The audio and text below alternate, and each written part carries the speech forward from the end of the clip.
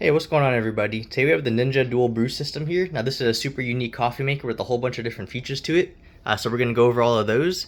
And the main features of this is between the 12 cup pot of coffee you can make, or even just a single cup of coffee with K-cups. So let's get into it. So right here's the pot of coffee. If you remove this, there's a cool little drop down, which is great because it elevates your cup, so you can set that on there. And the main purpose of that is to reduce splashing if you're only making a single cup of coffee. As if it's down here, you know, the coffee will fall in and might splash and make a mess, so you don't want that. So that's a super cool way to make a single cup of coffee. You can lift that back up and put the pot back in place.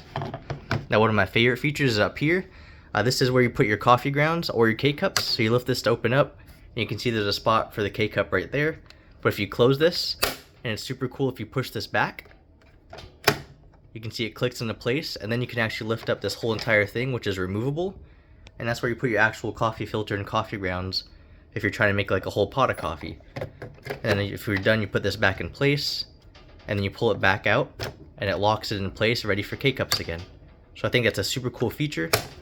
Now if we look at the main buttons here, there's a whole bunch of different options, but it's not that confusing once you're used to it. There's the on and off button, the start brew button.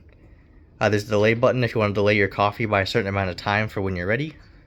There's a keep warm button, and that basically keeps your pot of coffee warm down here. A clean button, a timer set button, and then you can even choose to put this over ice if you want, because this is also made to make iced coffee, which is super cool. Not a lot of coffee makers can actually do that.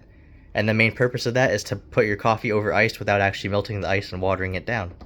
So overall, this is pretty feature-rich coffee maker. Over on the right here is where you put all your water.